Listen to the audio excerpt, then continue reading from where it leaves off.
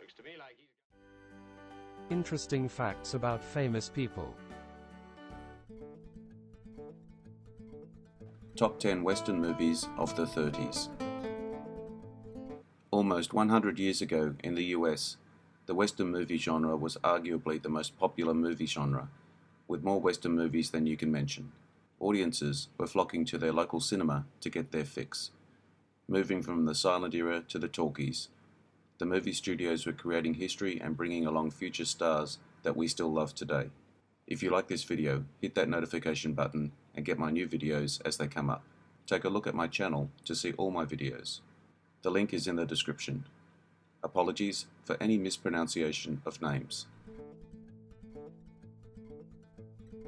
The Big Trail, a 1930 Western early widescreen film shot on location across the American West, starring 23-year-old John Wayne in his first leading role and directed by Raoul Walsh. In 2006, the United States Library of Congress deemed this film culturally, historically, or aesthetically significant, and selected it for preservation in the National Film Registry, saying the plot of a trek across the Oregon Trail is aided immensely by the majestic sweep provided by the experimental 70mm grandeur widescreen process used in filming. Destry Rides Again, 1939, a Western comedy film directed by George Marshall and starring Marlene Dietrich and James Stewart. The supporting cast includes Misha Orr, Charles Winninger, Brian Donlevy, Alan Jenkins, Irene Hervey, Billy Gilbert, Bill Cody Jr., Lillian Yabo, and Una Merkel. The opening credits list the story as suggested by Max Brandt's novel, Destry Rides Again, but the movie is almost completely different. It also bears no resemblance to the 1932 adaptation of the novel, starring Tom Mix, which is often retitled as Justice Rides Again. In Old Santa Fe, 1934, a Western directed by David Howard, starring Ken Maynard, George Gabby Hayes, and Evelyn Knapp, and featuring the first screen appearance of Gene Autry, singing a bluegrass rendition of Wyoming Waltz, accompanied by his own acoustic guitar, with Smiley Burnette on accordion. Autry and Burnette were uncredited, but the scene served as a screen test for the duo for subsequent singing cowboy films, beginning with The Phantom Empire, 1935, in which Autry had his first leading role. Based on a story by Wallace MacDonald and John Rathmell, the film is about a cowboy who loses his horse in a rigged horse race and gets framed for a murder of a stagecoach driver. The film was shot on location in Kentucky and Keystone Studios in California. Thunder Mountain, 1935, a Western directed by David Howard, written by Daniel Jarrett and Don Swift, and starring George O'Brien, Barbara Fritchie, Francis Grant, Morgan Wallace, George Gabby Hayes, and Edward LaSainte. Based on the 1935 novel Thunder Mountain by Zane Grey. According to news at the time, a company of 72 members filmed scenes for this picture in a tent city, 62 miles north of Sonora, California.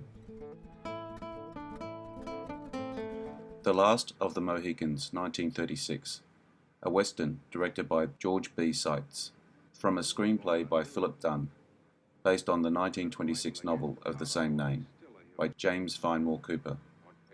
The film stars Randolph Scott, Benny Barnes, and Henry Wilcoxon. Alice and Cora Munro try to find their father with a British officer in the French and Indian War. They are set upon by French soldiers and their cohorts. Huron tribesmen, led by the evil Magua. Fighting to rescue the women are Chingachgook and his son, Uncas, the last of the Mohican tribe, and their white ally, the frontiersman, Hawkeye, Randolph Scott. Wells Fargo, 1937, a Western directed by Frank Lloyd, starring Joel McCrea, Bob Burns, and Francis D. Paramount claimed the set to create San Francisco's Portsmouth Square was the largest ever built. 7 acres of a hilltop were leveled and graded, and 32 buildings were erected. Assistant propman Jack Lees accidentally shot himself when he reached into the prop chest for a gun. The film debut of Peggy Stewart. And I'll come up and get you. I'm sorry, Marshal, no passengers. This is an express.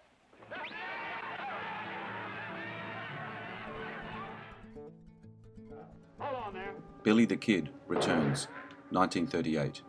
A western directed by Joseph Kane, starring Roy Rogers. After Pat Garrett killed Billy the Kid, Billy's lookalike, Roy Rogers, arrives and is mistaken for him. Although a murderer, Billy was on the side of the homesteaders against the large ranchers. As Billy's death is unknown, Roy gets Garrett to let him pose as Billy to continue the fight, but without the killing.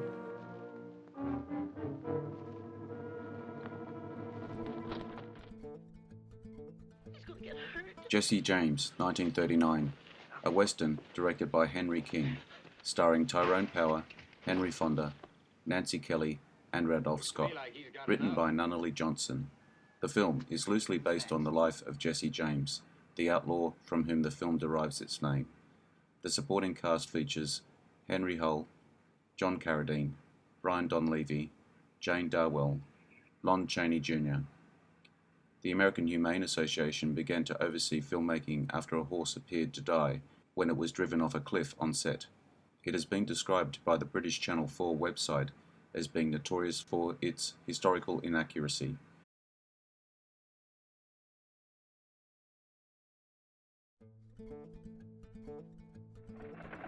Stagecoach, 1939. A western directed by John Ford, starring Claire Trevor and John Wayne in his breakthrough role. The film follows a group of strangers riding on a stagecoach through dangerous Apache territory. The film has long been recognized as an important work that transcends the Western genre. Philosopher Robert B. Pippin has observed that both the collection of characters and their journey are archetypical rather than merely individual, and that the film is a mythic representation of the American aspiration toward a form of political meaningful equality. You don't see any signs of them. They strike like rattlesnakes. You talk too much, Gatewood. Take it easy, Gatewood. We may need that fight. To the Last Man, 1933. Directed by Henry Hathaway, starring Randolph Scott and Esther Ralston.